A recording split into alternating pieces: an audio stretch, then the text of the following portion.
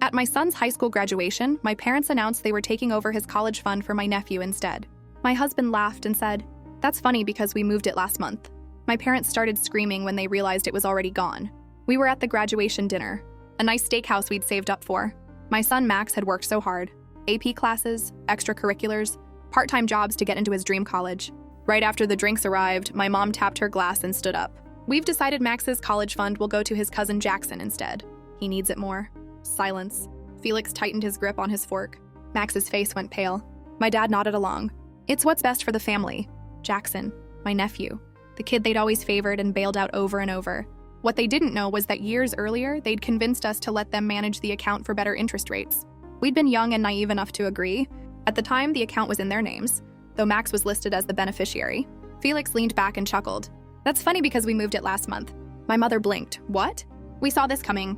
Transferred everything to a new account in our names weeks ago." My mother's face turned red. "You had no right." My father slammed the table. "That money was meant for family. Max's family." I said that fund was his. "You're being selfish." My mom spat. "You're ruining everything." Max stood up. "I don't need anything from you. Not your money, and definitely not you in my life." We walked out. They screamed after us. What I didn't know was how far they'd go. Endless voicemails came first. My brother texted, "Jackson needs that money more than Max. You're being selfish." A week later, our bank called. "Your parents tried to access Max's old account. Pretended to be you." We flagged it. I called my dad. "You tried to steal from us." "We wouldn't have to if you weren't unreasonable." My mom cut in. "If we take this to court, they'll agree we have a right to it." 3 days later, a lawyer's letter arrived. They were suing us. Then my parents produced a receipt, a $2,000 deposit from when Max was a baby. My mom smiled. "It was a contribution. Without it, you wouldn't have had the foundation." The court ruled they had no control, but their $2,000 had to be returned with interest. 2 weeks later, Felix came home pale. They reported us to the IRS for tax fraud. I started digging. Years ago, Felix had helped them with a rental property. I pulled the records. They'd underreported rental income for 15 years. I called my mother. I found the real tax fraud. "Your rental income. Drop this or the IRS hears about it." "You wouldn't. Try me." 2 days later, our case was dropped. Max's financial aid unfroze. But they weren't done. Late one night, glass shattered. Footsteps inside our house. Felix grabbed the bat. Then Max's voice. "Mom, Dad." We rushed to the stairs. Jackson stood in our living room drunk, holding a crowbar. "Where's the money?" He slurred. "I deserve it. They promised." Max stepped forward. "It was never yours." Jackson laughed bitterly. "What are you going to do about it?" Felix swung the bat at the wall beside him. The sound snapped him out of it. He stumbled back and bolted. The police arrested him. My parents bailed him out and called me. "You've gone too far. You had him arrested. He broke into our home with a weapon. That's on you." 2 weeks later, my brother asked us to meet at my parents' house. Jackson looked awful, gaunt and broken. My parents were already sitting there. My mother's face was stone cold. Jackson walked in, eyes red, hands shaking. My mother put her hand on his shoulder. "Tell them," she said. Jackson's voice cracked. I thought it was mine. "They told me the fund was already in my name." "You lied to him," I said. "You made him think he was stealing what was already his." Jackson looked at my mother. "You promised me. You swore I wouldn't have to worry about college." My phone buzzed. A text from an unknown number. I opened it. My stomach dropped. It was a photo of Max, walking to his car on campus. Taken that morning. Another text came through. "We can't get to the money, but we can get to him." Felix grabbed the phone. His eyes went wide. "I'm calling the police right now." My brother snatched my phone. "Who took this?" Jackson's face had gone white. He was staring at the photo. "That's at his dorm," Jackson whispered. "I know exactly where that is." Felix lowered his phone. "What did you just say?" Jackson looked at me, then at my parents. "They asked me where he lives last week." I thought they just wanted to send him a letter. My mother's hand was still on Jackson's shoulder. She hadn't moved. The threat was clear. They couldn't get to the money, so they were going after my son. Right now, this moment. Felix's voice was ice. "Is someone there right now?" Jackson shook his head. "I don't know. I swear I didn't think they'd actually do anything." My brother grabbed Jackson by the shirt. "What the hell did you tell them?" His address. His schedule. When he's usually alone. Jackson's voice cracked. "They said they just wanted to talk to him. Make him understand." Felix already had his phone to his ear. "Max, pick up. Pick up right now." Straight to voicemail. My heart stopped. Max always answered his phone. Always. I tried calling. Voicemail again. Felix was already grabbing his keys. "We're going, now." My mother finally spoke. "You're overreacting. No one's going to hurt Max." "Then who took that photo?" Felix's face was red. "Who's watching our son?" My father stood up. "We just wanted to remind him that actions have consequences. That this money was meant to keep this family together, not tear it apart. You sent someone to stalk our kid?" I couldn't believe what I was hearing. "What is wrong with you?" My brother was white as a sheet, looking between Jackson and our parents. "Dad, tell me you didn't hire someone." The silence that followed was deafening. My mother sat down slowly. "We hired a private investigator, just to document Max's spending habits. Prove he doesn't need the money as much as Jackson does." "A private investigator?" Felix's voice was dead calm, which scared me more than if he'd been yelling. "You hired someone to follow our son. For legal purposes," my father said. Nothing more. I grabbed my phone back from my brother and called Max again. Still nothing. Felix was already out the door. I followed, my legs shaking so badly I could barely walk. The drive to Max's campus took 45 minutes. Felix did it in 30, running 2 red lights and almost rear-ending a truck at a stoplight. I kept calling Max. Every call went to voicemail. "Maybe his phone died," I said, knowing it sounded weak. "He charges it every night. You know that." We pulled into the parking lot of Max's dorm building. His car was there. That was something. Felix took the stairs 2 at a time. I struggled to keep up, my chest tight with panic. We reached Max's floor. His door was at the end of the hall. It was open. Not kicked in. Not broken. Just open about 3 inches, light spilling into the hallway. Felix pushed it wider. "Max, the room was trashed. Drawers pulled open, paper scattered everywhere, mattress half off the bed frame, but no Max." Felix checked the bathroom, the closet, under the bed. I stood in the doorway, frozen, looking at my son's destroyed room. Then I heard footsteps in the hallway. I turned. Max stood there, holding 2 coffees from the campus Starbucks, his backpack over one shoulder. He looked confused. "Mom? Dad? What are you doing here?" The relief hit me so hard I actually stumbled. Felix caught me. "Your room," Felix said. "What happened?" Max looked past us and his face changed. "What the hell?" He pushed past us into his room, setting the coffees down on his desk. The only thing that hadn't been touched. "When did you leave?" Felix asked. "Like 20 minutes ago?" "Went to get coffee with Brayden before our study group." Max picked up a textbook from the floor. "Someone broke in?" I showed him the photo on my phone, the one of him walking to his car that morning. Max's face went pale. "Who took this?" "Your grandparents hired a private investigator," I said. "We think whoever it was broke in here looking for something." "Looking for what?" "Proof you don't need the college fund. Financial records, receipts, anything they could use in court."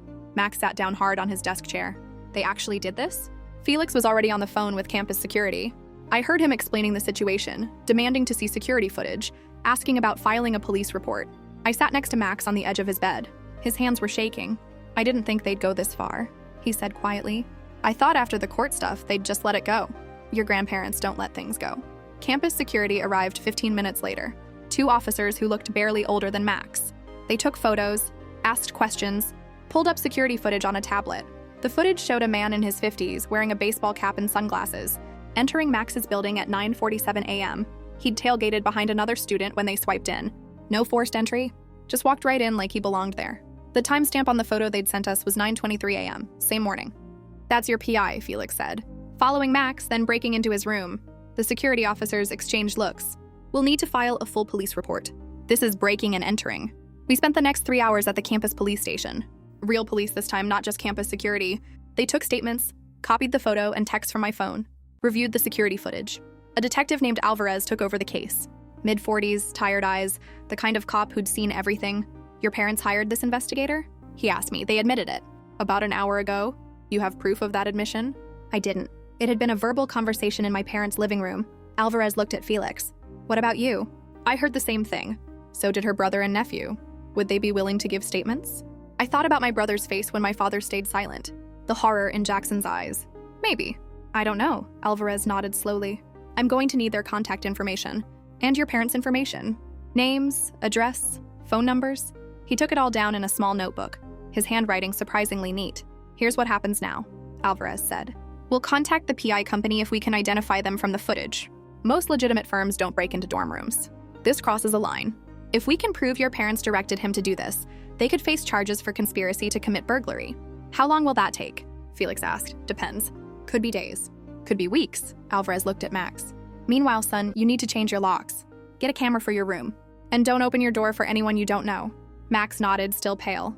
We left the station around 8 p.m. None of us had eaten since lunch. Felix pulled into a diner off campus, the kind with cracked vinyl booths and fluorescent lights that buzzed. We ordered burgers we didn't really want, and sat in silence while we waited. "I'm scared to go back to my room," Max finally said. "You're not going back tonight," Felix said. "We'll get you a hotel room. Tomorrow we'll go back together, pack up what you need, and you're coming home for a few days. I have classes. You were almost attacked today. Classes can wait. We don't know that I was almost attacked. Maybe they just wanted information. They sent us a threatening text and then broke into your room while we were 30 minutes away, I said. That's not information gathering. That's intimidation. The food arrived. Max picked at his fries. My phone rang. My brother? I stepped outside to answer it. The night air was cold, made my eyes water. Are you okay? He asked. Is Max okay? Someone broke into his dorm room. A PI that Mom and Dad hired. Long silence. Jackson's losing it, my brother finally said. He's been crying for the last hour. Says this is all his fault. It's not his fault. He's 19. They manipulated him. They manipulated all of us. His voice cracked. I believed them when they said you were keeping Jackson's money. I actually believed them. What did they tell you exactly? That you'd always been jealous of Jackson. That you wanted Max to be the golden child. That the college fund was supposed to be for whoever needed it most. And you were being selfish. The same lies they'd probably told themselves to justify everything. None of that's true, I said. I know that now. He paused. The police called me. Asked if I'd give a statement about what Mom and Dad admitted earlier. And? I'm going to the station tomorrow morning. Jackson, too. We'll tell them everything. I closed my eyes. Thank you. I'm sorry, he said. For all of it. For believing them. For not seeing what they were doing to your family. You were protecting your son. I get that. Jackson isn't even my son, he said quietly. I opened my eyes. What? He's Linda's, from before we got together.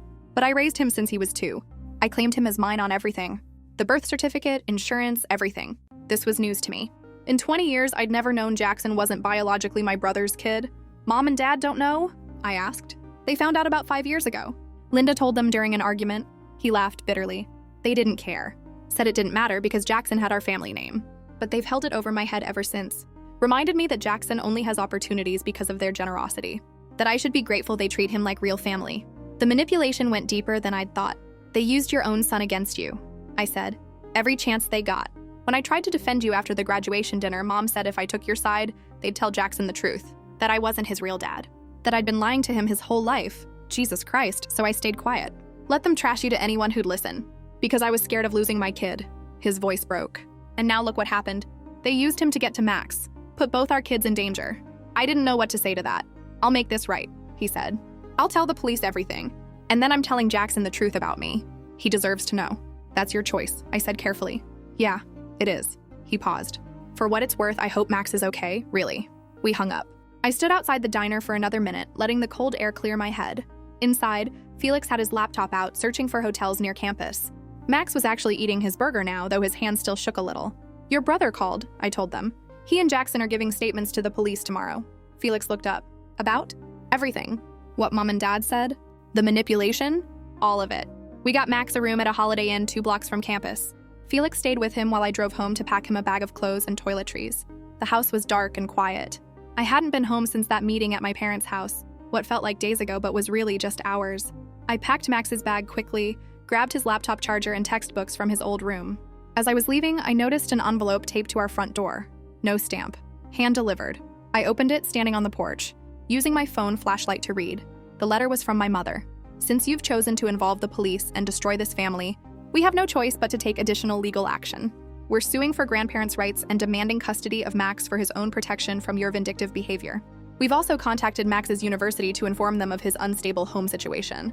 A competent authority should review whether he's fit to handle the stress of higher education given his family circumstances. This could have been avoided if you'd simply done the right thing. You brought this on yourself. I read it twice.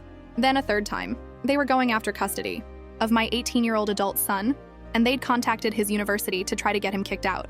I took a photo of the letter and texted it to Felix, then to my brother, then to Detective Alvarez's number, which I still had in my recent calls. He responded within minutes. Bring the original to the station tomorrow.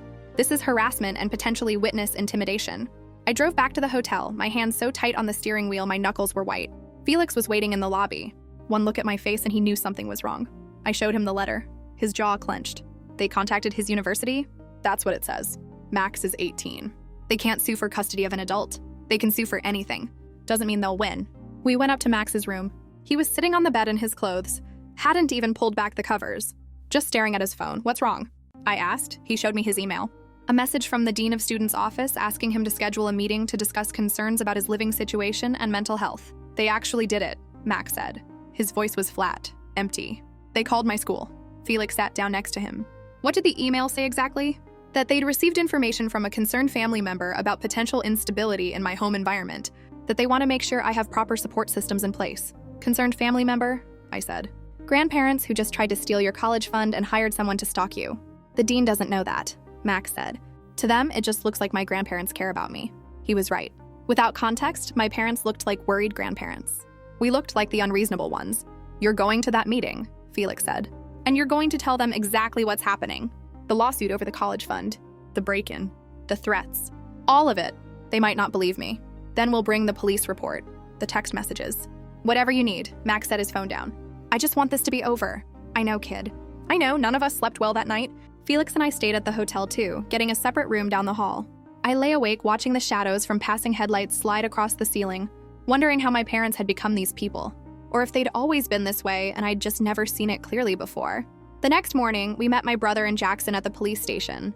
Jackson looked like he hadn't slept either. His eyes were red and swollen.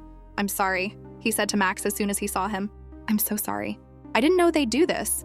It's not your fault, Max said, but his voice was cold, distant. Jackson flinched like he'd been slapped. We gave our statements separately. I went first, walking Detective Alvarez through everything from the graduation dinner to the break-in to last night's letter. He took notes, asked clarifying questions, remained completely neutral the entire time. Your parents are escalating, he said when I finished. The threatening text, the break-in, now the letter and the call to the university. That's a pattern of harassment. Can you arrest them? Not yet. We need to identify the PI first, get his statement about who hired him and what his instructions were. But I can request a restraining order based on this pattern. Would you want that? A restraining order against my own parents? Yes, I said. Whatever keeps my son safe. Felix gave his statement next. Then my brother, who told Alvarez about the manipulation, the threats about revealing Jackson's paternity, everything. Jackson went last. He was in there for over an hour. When he came out, his face was blotchy and his hands were shaking. My brother put an arm around his shoulders and guided him to a chair. What did he say? I asked my brother quietly. He told them about the night he broke into your house, how our parents pushed him to do it. Told him you'd stolen what was rightfully his. Gave him drinks before he left, knowing he'd be drunk and aggressive. They set him up. They set all of us up. Alvarez came out a few minutes later. I'll be in touch. We're moving forward with charges against the PI once we identify him. In the meantime, I'm recommending a temporary restraining order for your parents. You'll need to file that with family court, but I'll provide a letter of support. We left the station around noon. Max had his meeting with the dean at 2 p.m. We grabbed lunch at a sandwich shop, though nobody was really hungry. What are you going to tell them? I asked Max. The truth. All of it. That's good. Is it though? Max set down his sandwich. Because the truth makes me sound insane. My grandparents are suing me for a college fund they never had rights to. They hired a PI to stalk me. They're trying to get me kicked out of school. Who believes that? The police believed you, Felix said. The police have evidence. The dean just has my word against my grandparents. He had a point. We didn't have proof my parents had called the school. Just the letter, which they could claim was written in frustration, not as a threat. Then we'll get proof, I said. We'll subpoena the school's records. See who called and what they said. That takes time, Max said. Time I don't have if they're trying to get me suspended or expelled. Felix pulled out his phone. I'm calling Joan, your mom's lawyer. She'll know how to handle this, Joan answered on the second ring. Felix explained the situation while Max and I sat in silence, picking at our food. She says to record the meeting, Felix said when he hung up. Put your phone in your pocket, audio only. It's legal in this state as long as one party consents and you're the party. Won't that make me look paranoid? It'll protect you if they try to twist what you say, I said. Do it. We drove to the dean's office together. It was in the main administration building, all old brick and ivy-covered walls. The kind of building that was supposed to make you feel the weight of tradition and academic excellence. Right now, it just made me feel sick. The secretary asked us to wait. Max sat between Felix and me, his leg bouncing nervously. After 10 minutes, a woman came out. Late 50s, gray hair in a neat bun, wearing a navy suit. Max, I'm Dean Holloway. Come on back. Max started to stand. Felix touched his arm. We're his parents. We'd like to sit in on this meeting. Dean Holloway hesitated. This is really a conversation between Max and the school. Max is 18, I said. But given the nature of the concerns raised, we think it's appropriate for us to be present. She looked at Max. Is that what you want? Yes, ma'am. She nodded slowly. All right, follow me. Her office was exactly what you'd expect. Dark wood furniture, diplomas on the walls, a window overlooking the quad. She sat behind her desk and gestured for us to take the 3 chairs across from her. Max, we received a call yesterday from your grandparents, she started. They expressed concerns about your welfare and your ability to handle the stress of university life. What specific concerns? Felix asked. They indicated there was significant family conflict, that Max was caught in the middle, that his living situation was unstable and potentially unsafe. Did they mention why there's family conflict? I asked. Dean Holloway looked at her notes. They said there was a disagreement about financial support, that you'd cut them off from Max and were preventing them from having a relationship with him. That's not true, Max said. His voice was steady. Can I explain what actually happened? Please, Max told her everything. The graduation dinner, the college fund, the lawsuit, the attempted account access, the IRS report, the break-in, the threatening texts, the letter. Dean Holloway's expression didn't change, but she wrote faster and faster as Max talked. When he finished, she set down her pen. Do you have documentation of any of this? Max pulled out his phone, showed her the photos of his trashed dorm room, the threatening text message, the police report from yesterday. She read through everything carefully. Your grandparents didn't mention any of this when they called, she finally said.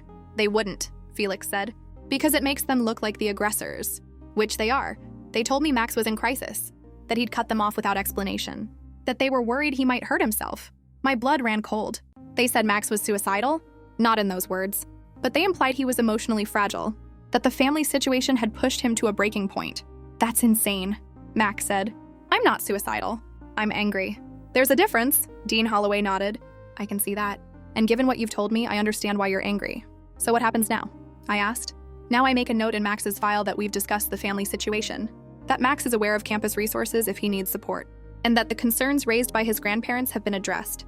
That's it? Felix sounded incredulous. What else would you like me to do? Make a note that his grandparents lied, that they're harassing him, that any future contact from them should be ignored. I can't do that. They're family members expressing concern. Even if their concerns aren't fully accurate, I can't ban them from contacting the university. Even after they lied about him being suicidal? Dean Holloway met Felix's eyes. They didn't explicitly say that. They implied it. There's a difference, legally speaking. My parents were smart. They'd worded everything carefully, left themselves plausible deniability. Is Max in any danger of being suspended? I asked. No, there's no academic or behavioral issues. This was purely a welfare check. Can they call again? They can. Whether we act on future calls depends on the content. She looked at Max. If this situation escalates, I need you to let me know. Document everything. Keep me informed. Yes, ma'am. We left the building in silence. Max's hands were shaking again. At least she believed you, I said. For now. But they're going to call again. And again. Until eventually the school gets tired of hearing from them and decides I'm too much trouble. That won't happen, Felix said. You don't know that. We drove Max back to his dorm. His roommate Braden was there, a skinny kid with glasses who looked alarmed when he saw us. Dude, what happened to our room? Long story, Max said. My family's insane. We helped Max clean up. Most of his stuff was just scattered, not actually damaged. His laptop was fine. His textbooks were intact. Whoever had broken in hadn't destroyed anything, just searched thoroughly. I'm getting a camera, Max said. And a new lock. Today, Felix nodded. I'll pay for it. Get the best ones you can find. We stayed until evening, helping Max get settled, making sure he felt safe. But eventually we had to leave. He had classes the next day. Life had to continue. The drive home was quiet. We were 20 minutes from home when my phone rang. Joan, our lawyer. I filed the restraining order, she said. Emergency hearing is tomorrow at 9 a.m. Be there. What are our chances? With the police report and the threatening letter? Good, judge will probably grant a temporary order pending a full hearing. How long does that last? 30 days. Then we have to come back and make our case for a permanent order. 30 days of protection. 30 days where my parents couldn't contact us, couldn't come to our house, couldn't show up at Max's school. It wasn't much, but it was something. The hearing the next morning was in the same courthouse where we dealt with the college fund lawsuit. Different judge this time, a woman in her 60s with sharp eyes and no patience for nonsense. My parents weren't there. They hadn't been served yet, so they didn't know about the hearing. Joan presented our case. The timeline of events. The escalating harassment. The threatening letter. The call to Max's school. The police report about the break-in. The judge read through everything with her reading glasses perched on her nose. Your parents hired an investigator who broke into your son's dorm room? She asked me. Yes, Your Honor. And then they sent you this letter threatening further action? Yes. She looked at the letter again, lips pressed thin. This isn't a threat. This is a declaration of intent to harass. She signed the restraining order right there. Temporary protection for 30 days, with a hearing scheduled to make it permanent. Your parents will be served today, she said. If they violate this order in any way, call the police immediately. Don't engage, don't respond. Just call. We left the courthouse with the stamped order in hand. It felt surreal. A legal document saying my own parents had to stay away from me. Felix squeezed my hand. It's done. They can't touch Max now. For 30 days. It's a start. We went home. I made coffee. We sat at the kitchen table, the same table where we'd had breakfast the morning of Max's graduation, when everything was still normal. My phone buzzed. A text from my brother. They were just served. Mom's losing her mind. Dad's threatening to sue the judge. Thought you should know. I showed Felix. Let them threaten, he said. They can't do anything anymore. I wanted to believe that. I really did. But I knew my parents. They didn't stop. They didn't give up. They just found new angles, new ways to attack. And sure enough, 3 days later, my brother called. They hired a new lawyer, he said. Some guy from the city who specializes in grandparents' rights cases. Max is 18. There are no grandparents' rights for adult grandchildren. This lawyer thinks there are. Something about emotional harm and alienation. I don't know the details, but he's filing something in court next week. They're violating the restraining order, I said. Any legal action against us counts as harassment. They're claiming the restraining order is invalid because they have a constitutional right to see their grandson. That's not how restraining orders work. I know. But they're doing it anyway. I called Joan. She'd already heard. The new lawyer had contacted her office that morning. They're filing a motion to dismiss the restraining order, Joan said, claiming it violates their rights and was obtained under false pretenses. Everything in that order is documented. Police reports, text messages. The letter, they're going to claim the letter wasn't a threat, that the PI was hired for legitimate legal purposes, that the call to Max's school was out of genuine concern. Will the judge buy that? No, but it'll drag out the process, which is probably their goal. Keep you tied up in court, drain your resources, make you back down. We're not backing down.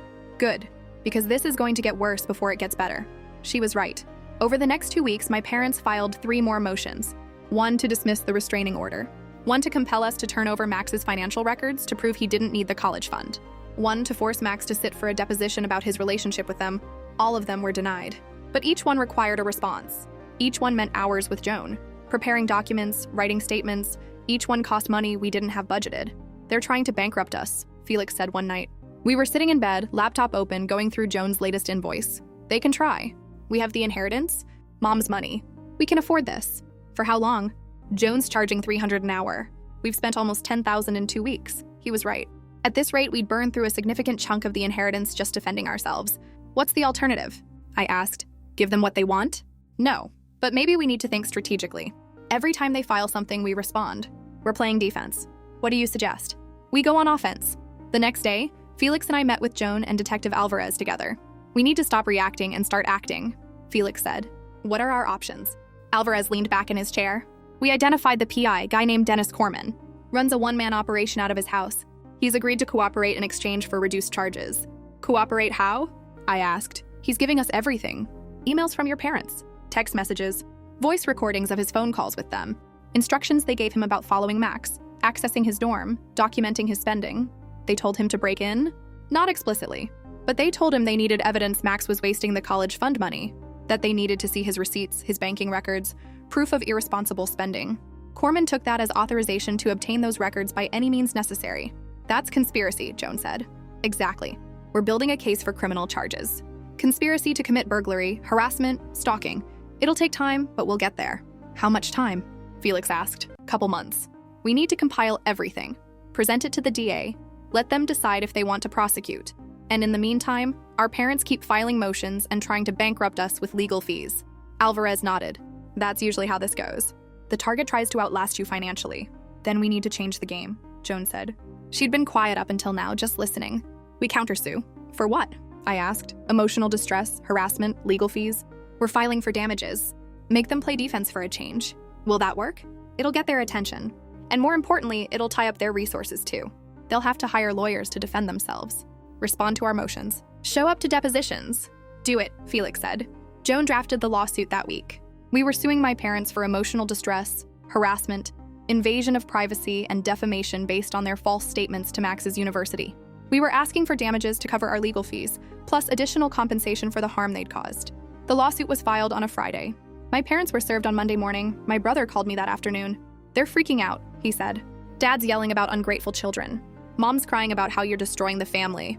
We tried to walk away. They wouldn't let us, I know. I told them that. Dad said I was taking your side, that I was betraying Jackson by not supporting them. What did you say? I said Jackson didn't want their support anymore, that he's ashamed of what they did. How'd they take that? Dad threw a vase at the wall. Mom said Jackson was brainwashed. Then they told me to leave and not come back until I apologized. I'm sorry. Don't be. I should have stood up to them years ago. He paused. Jackson wants to talk to Max. He's been asking for weeks. Do you think Max would be okay with that? I thought about Max's cold voice when Jackson had apologized. The distance in his eyes, I don't know. I'll ask him. I called Max that night. He was studying. I could hear music in the background. Jackson wants to talk to you, I said. Uncle Brad asked if you'd be willing. Silence. Max? What's he want to talk about? I don't know. An apology, probably. Clearing the air. He already apologized. Maybe he needs to do it again. In private. Without everyone watching. More silence. I guess I could meet him, Max finally said. But somewhere public. I don't want to be alone with him. That's fair. They met at a coffee shop near campus the following Saturday. I offered to drive Max, but he said he wanted to go alone. Handle it himself. I worried the entire 2 hours he was gone. When he came home, his face was blotchy like he'd been crying. What happened? I asked. We talked. Really talked.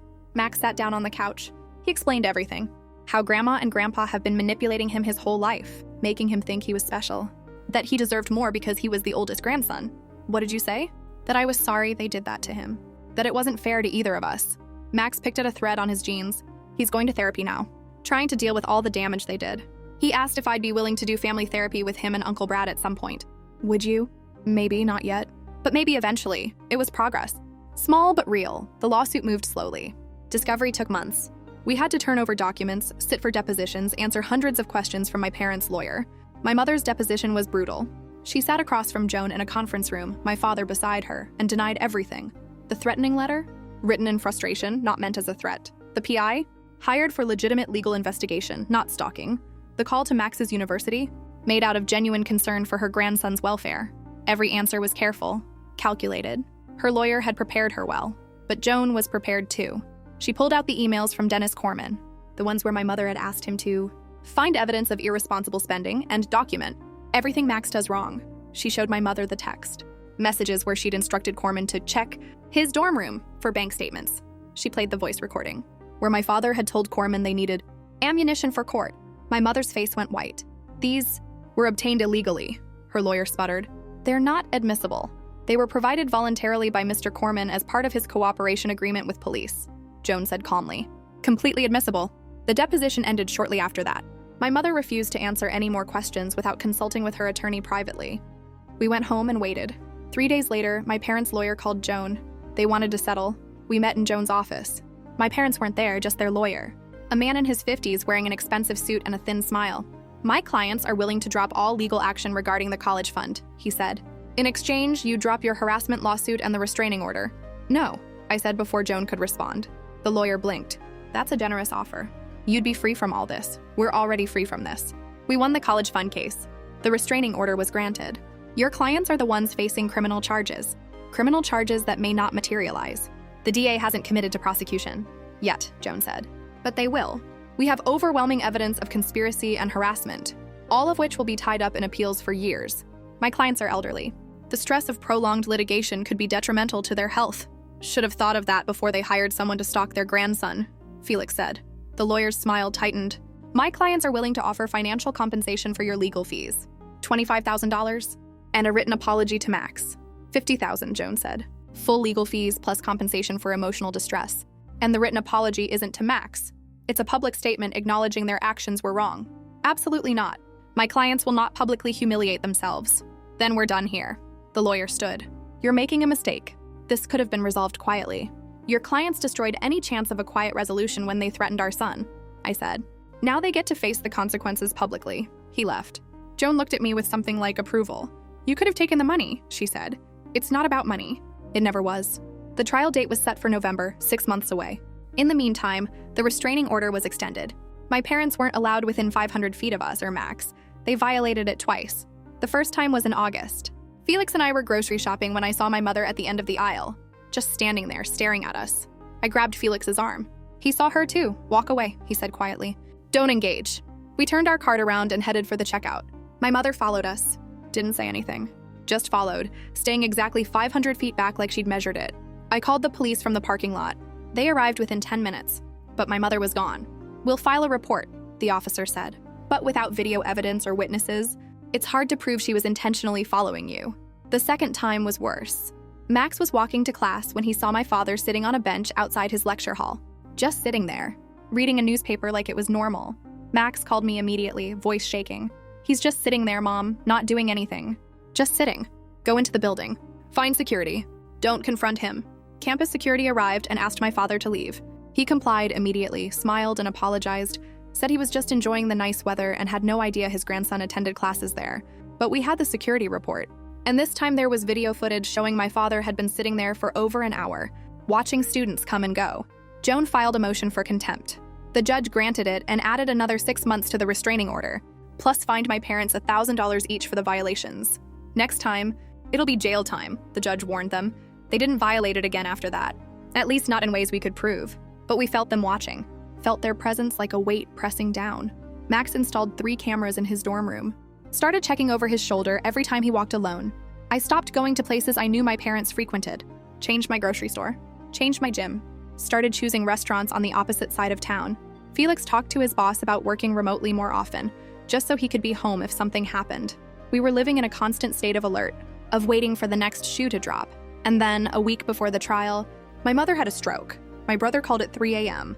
I answered thinking something had happened to Jackson. Heart already pounding. "It's Mom," he said. "She's in the hospital. Stroke. They think she's going to make it, but it's bad." "How bad?"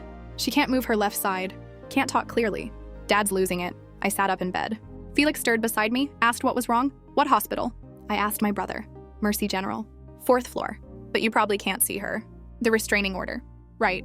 I couldn't go to the hospital to see my own mother because legally I had to stay 500 feet away." "Keep me updated," I said. "Are you going to drop the lawsuit?" My brother asked quietly. The question I'd known was coming. "I don't know. She could die, Audrey." "She could. And that's terrible. But it doesn't change what she did. She's our mother.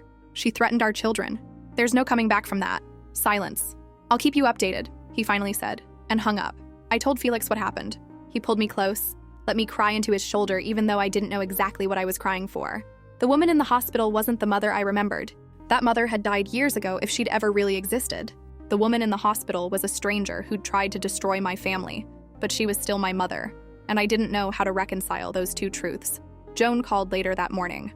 "I heard about your mother. I'm sorry. Thank you. Do you want to request a continuance? Postpone the trial until she recovers?" "Did I? No," I heard myself say. "She made her choices.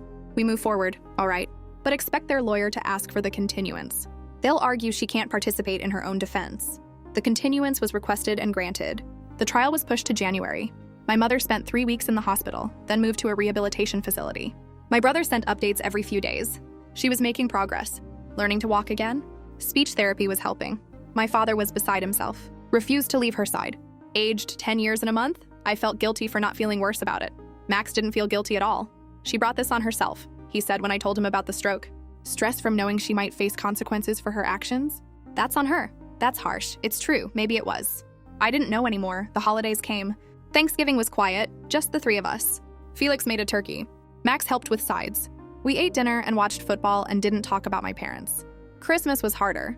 I kept thinking about previous years, when Max was little and we'd all gather at my parents' house. The decorations, the presents, the illusion of a happy family. "You okay?" Felix asked on Christmas morning. "No, but I will be." The trial date approached. My mother was released from rehab in early January, moving back home with my father. She'd made significant progress but still had limited mobility and slurred speech.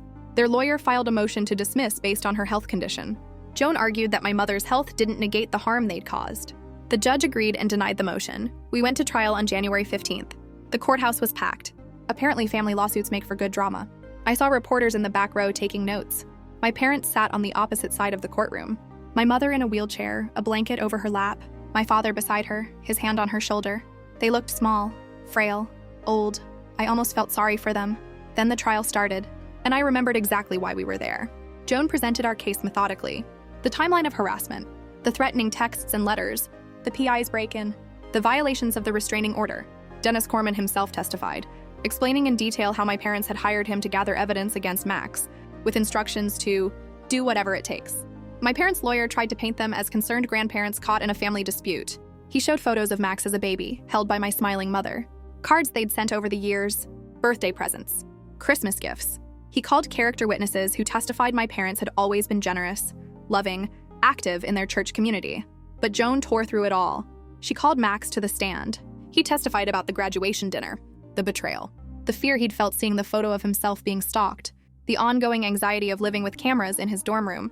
She called Felix, who testified about finding our house broken into by Jackson, the threatening phone calls, the constant legal harassment. She called my brother, who reluctantly but honestly testified about the manipulation, the lies they'd told him, the threats they'd made about revealing Jackson's paternity. And then Joan called me.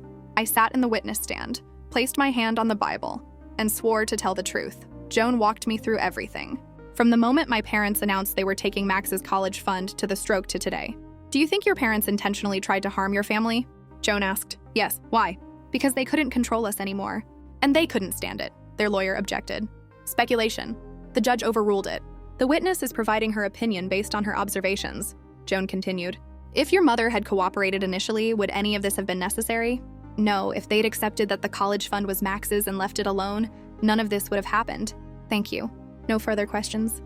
Their lawyer cross-examined me, trying to paint me as ungrateful, asking if I remembered all the times my parents had helped us over the years, the loans they'd given us, the babysitting, the support. I remember, I said. I also remember them using all of that as ammunition later. Every kindness came with strings attached. That's not true. It's absolutely true. My mother told me at the graduation dinner that we owed them for everything they'd done, that Max's fund was their payment for years of generosity. He didn't have a response to that. The trial lasted 3 days. Closing arguments were on the third afternoon. Joan was brilliant. She laid out the facts coldly, methodically, connecting every action my parents had taken into a clear pattern of harassment and abuse. Their lawyer tried to appeal to emotion, talked about family bonds, the tragedy of adult children turning against their parents, the heartbreak of being separated from a beloved grandson. But facts beat emotion. The jury deliberated for 6 hours. When they came back, the 4 women read the verdict, in favor of the plaintiffs on all counts. Damages awarded $65,000 for legal fees and emotional distress. My parents had lost. My father helped my mother stand as the judge thanked the jury. She looked at me across the courtroom, tears streaming down her face. I looked away. We left through a side exit to avoid the reporters. Joan was grinning, practically bouncing. That was a decisive verdict, she said. They might appeal, but they won't win. The evidence was too strong. What happens now? Felix asked. They have 30 days to pay the judgment. If they don't, we can pursue collection, wage garnishment, liens on property, whatever it takes. Max was quiet the whole drive home. Felix and I kept glancing at him in the rearview mirror, but he was just staring out the window. You okay, kid? Felix finally asked. I don't know. I thought I'd feel better once it was over, but I just feel empty. That's normal, I said. Justice doesn't always feel the way you think it will. Do you feel better? Did I? I feel relieved, I said carefully. Relieved it's over. That we won. That you're safe. Am I, though? Safe? The restraining order is still in effect, and now they have even more reason to stay away, or even more reason to try something desperate. He had a point. We went home, ordered pizza, tried to pretend things were normal, but we all knew they weren't. The aftermath of the trial was strange, quiet, like waiting for a storm that might not come. My parents paid the judgment in full, 3 days before the deadline. A cashier's check delivered to Joan's office by courier, no note attached. They must have liquidated something, Joan said. Retirement accounts maybe, or took a loan against their house. I didn't ask. Didn't want to know. The restraining order was made permanent. They couldn't contact us, couldn't come within 500 feet of us or Max, couldn't attempt any communication through third parties. Violating it would mean immediate arrest. We heard through my brother that they'd sold their house, moved to a smaller condo across town. My father had retired, spending his days taking care of my mother as she continued her recovery. She's getting better, my brother told me over coffee one afternoon. We'd started meeting once a month, slowly rebuilding our own relationship. Still has trouble with her left side, but her speech is almost back to normal. That's good. She asks about you. About Max. What does she ask? If you're happy. If Max is doing well in school. If there's any chance you'd ever forgive her. What do you tell her? That I don't know, because I don't. I stirred my coffee, watching the cream swirl into patterns. I don't know either. She's different now, he said. The stroke changed her. Or maybe almost dying gave her perspective. She's quieter, softer. She cries a lot. Does Dad? Dad's just angry. At the doctors. At the physical therapists. At me for testifying against them.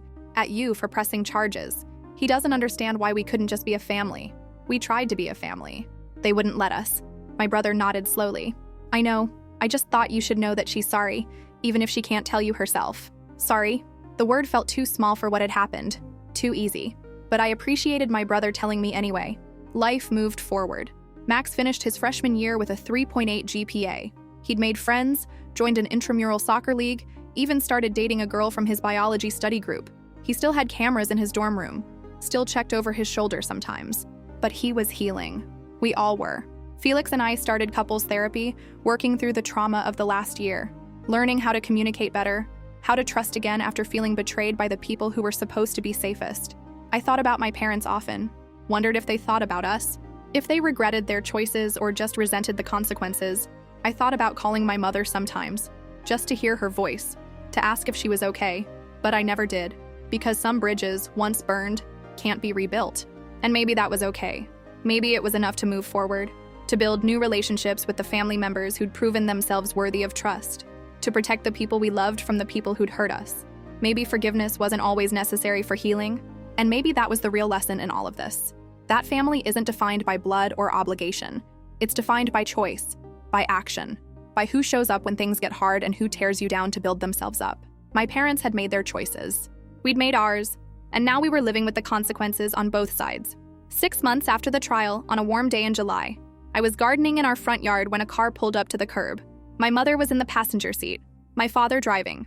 They didn't get out, didn't violate the restraining order, just sat there, 50 feet from our property line, watching me pull weeds. My first instinct was to call the police. My second was to go inside and lock the door, but I did neither. I just kept gardening, my hands in the dirt, and ignored them. After 20 minutes, they drove away. They came back the next week, and the week after that, always parking just outside the restraining order distance, never approaching, never calling out, just watching. It's creepy, Felix said. We should report them. For what? Parking on a public street? For violating the spirit of the restraining order. It would just drag us back into court. More legal fees, more stress. Is it worth it? Felix didn't have an answer, so we did nothing. Just closed the blinds when we saw their car. Went about our lives. Eventually, they stopped coming. A year after the trial, my brother called with news. They're moving to Florida, some retirement community near Tampa. They're leaving next month. Did they say why? Dad says the weather's better for Mom's recovery, but I think they just want to get away from everything here. Start over somewhere new. Good. You don't sound happy about it. I'm not happy or unhappy. I'm just done. That's fair. Before they left, my mother sent me a letter. It arrived in the mail with a Florida return address, even though they hadn't moved yet. Probably so they wouldn't violate the restraining order by sending it from their local address. Felix found it first, held it up like it might explode. Do you want to read it? He asked. I don't know. I'll open it if you want. Read it first. No. If I'm going to read it, I should do it myself. I took the letter out to the back porch, sat in the sunshine with a cup of coffee getting cold beside me. The handwriting was shaky. My mother's left hand still wasn't fully recovered. Dear Audrey, it started. I know I have no right to write to you. I know you probably don't want to hear from me. But I'm leaving soon, and I needed to say this before I go. I'm sorry. I'm sorry for what I did to your family. I'm sorry for trying to take Max's money. I'm sorry for hiring that investigator.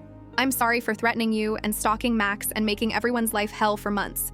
I told myself I was doing the right thing, that Jackson needed the money more, that Max would be fine, that you'd stolen from us by moving the fund. But the truth is I was angry. Angry that you'd figured out what we were planning. Angry that you'd beaten us. Angry that you were choosing your son over your parents. I wanted to punish you for that, for choosing him over us, for being independent and strong and not needing us anymore. The stroke was a wake-up call. Lying in that hospital bed, unable to move or speak, I had a lot of time to think about my choices, about what kind of person I'd become, about what I'd lost. I lost you. I lost Max. I lost any chance of being a grandmother to watch him graduate college or get married or have kids someday. I lost my relationship with your brother. I lost my home. I lost my dignity, and I deserve all of it. But Max doesn't deserve to carry this weight. Tell him I'm sorry. Tell him none of this was his fault. Tell him his grandparents were broken people who broke themselves trying to control everyone around them. Tell him I hope he has a beautiful life, and tell yourself the same thing. You did nothing wrong. You protected your son. That's what mothers are supposed to do. I failed at being a mother, but you didn't. You're strong and brave and everything I should have been. I'm proud of you. Even though I have no right to be, I hope someday you can forgive me. But if you can't, I understand. Take care of yourself. Take care of Felix and Max. Be happy. Love, Mom. I read it twice, then a third time. Then I folded it carefully, put it back in the envelope, and took it inside. Felix was waiting in the kitchen. Well, she apologized. Said she was proud of me. Said she hopes I can forgive her someday. How do you feel? I don't know. I set the letter on the counter. Part of me wants to believe her. Part of me thinks it's just another manipulation.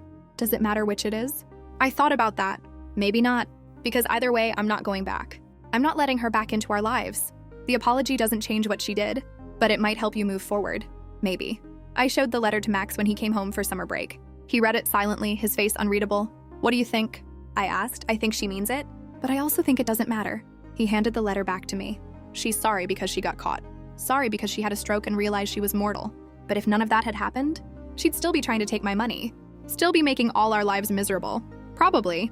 So her apology doesn't change anything. I'm glad she's sorry.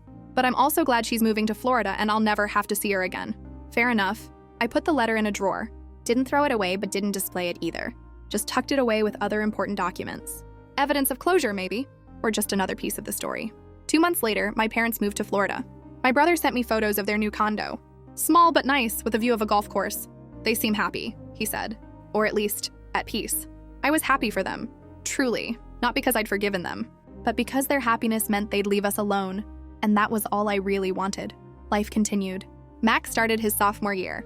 Felix got a promotion at work. We renovated the kitchen with some of the inheritance money, finally turning it into the space we'd always wanted. We had family dinners, went on vacation to the beach, celebrated holidays and birthdays and ordinary Tuesday nights. We built a life that didn't include my parents. And it was good. Better than good, actually. It was peaceful, honest, free. Sometimes I still thought about them. Wondered if my mother's recovery was progressing. If my father had softened at all. If they thought about us. But those thoughts came less frequently. Hurt less when they did. Time healed. Not perfectly. Not completely. But enough. Enough to breathe without that weight on my chest. Enough to enjoy Max's successes without waiting for someone to try to take them away. Enough to trust that the people in our lives now were there because they wanted to be, not because they were obligated or plotting. 3 years after the trial, Max graduated college. We flew to his graduation, sat in the stands with thousands of other proud parents, and watched him walk across that stage. My parents weren't there. They'd sent a card a week earlier congratulating him.